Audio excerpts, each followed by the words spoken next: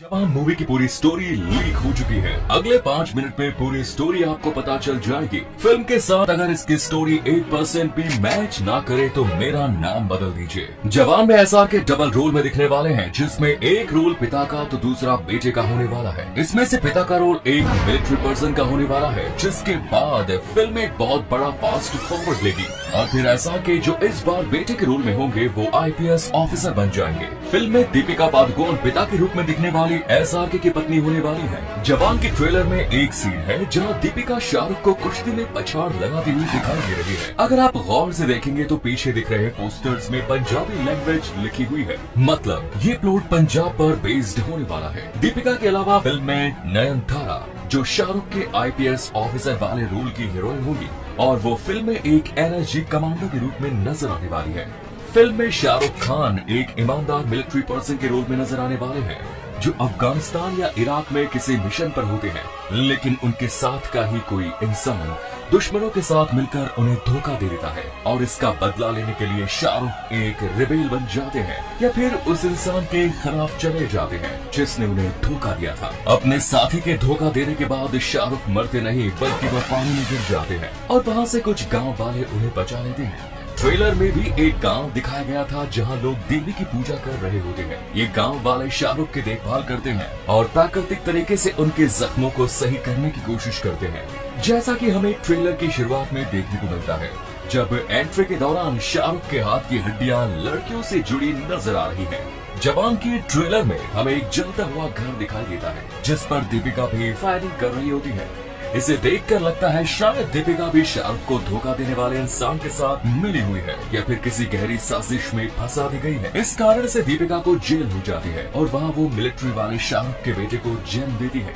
Trailer में इस बच्चे को बिल्कुल बाहुबली वाले स्टाइल में हाथ में उठाए हुए दिखाया गया है। हालांकि शायद शाहरुख के दूसरे मिलिट्री वाले साथी ये मान चुके थे कि वो मर चुके हैं, इसीलिए एक सीन में कई सारे आर्मी ऑफिसर्स डेड बॉडीज को सलामी देते नजर आ रहे हैं। हालांकि जैसा कि मैंने आपको बताया कि शाहरुख मरे नहीं होते बल्कि गांव वाले उन्हें बचा लेते हैं। ट्रेलर में नजर आ रहा है कि दीपिका का छोटा सा बच्चा उनके हाथ पर हाथ रखकर वादा कर रहा है। दरअसल ये वादा बड़े होकर दुनिया से बुराई को खत्म करने के लिए किया जा रहा है। ऐसा दिखाया जा सकता है कि दीपिका का कैरेक्टर अपने बेटे से अपने माता पिता का बदला लेने का प्रॉमिस देता है और बड़े होकर अपने पिता को निर्दोष साबित करने का प्रण दिलाता है। जब शाहरुख खान का दूसरा कैरेक्टर आईपीएस ऑफिसर बन जाएगा तो उसे शाहरुख के पहले कैरेक्टर को पकड़ने की जिम्मेदारी दी जाएगी, जिसे दुनिया एक क्रिमिनल और गद्दार मानती थी। शाहरुख के दूसरे कैरेक्टर को पता ही नहीं होता है कि उसके पिता जिंदा थे और वो उन्हें पकड़ने की कोशिश कर रहे होते हैं। फिल्म के आखिरी कुछ सीन्स में ये सच सामने आएगा कि जिसे आईपीएस ऑफिसर शाहरुख पकड़ने में लगे हुए थे वही उनके पिता है और वो जिंदा है। साथ ही ये भी पता चलेगा कि वो निर्दोष थे और उन्होंने कोई गद्दारी नहीं की, लेकिन फिर गद्दार था कौन? तो दोस्तों इसके पीछे विजय सेतुपति या संजय दत्त का हाथ दिखाया जा सकता है। फिल्म में एक मेट्रो सीक्वेंस भी देखने को मिलेगा जो इसकी स्टोरी का इम्पोर्टेंट पार्ट होगा। इसमें शाहरुख शरीर पर पट्टी बांधे हुए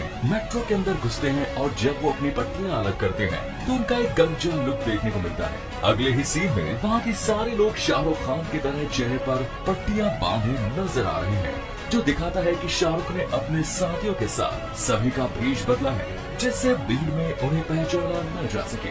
यही हमें कुछ फीमेल एक्टर्स गोलियां चलाते हुए भी नजर आते हैं जो शाहरुख को पकड़ने आए हैं, लेकिन इस सीन के आखिर में उड़ता कबूतर ये दिखा रहा है कि शाहरुख वहां से भागने में कामयाब हो जाते हैं। फिल्म के आखिर में एसआरके का पहला कैरेक्टर जो मिलिट्री पर्सन के रोल में था वो मर जाता है। आपको बता दें कि जवान साल 1986 में आई अमिताभ बच्चन की मूवी आखिरी रास्ता की रीमेक होने वाली है, जो खुद कमल हासन की मूवी और कादी हीन का रीमेक थी। उसमें भी अमिताभ बाप बेटे का डबल रोल करते हैं और आखिर में बाप मर जाता है। जवान के क्लाइमेक्स में सबके सामने आ जाएगा कि शाहरुख पूरी तरह निर्दोष थे और उन्होंने कोई गद्दारी नहीं की। आपको बता दें कि दीपिका के कैरेक्टर की मौत उसी समय हो गई जब वो अपने बच्चे से वादा ले रही होती है और मूवी के लास्ट तक सिर्फ 2 मेन कैरेक्टर्स बचेंगे जो होंगे आईपीएस बने शाहरुख का और एनर्जी कमांडो नयनतारा का। वैसे क्या आपको पता है कि हाल ही में फरहान अख्तर ने डॉन 3 की अनाउंसमेंट कर दी,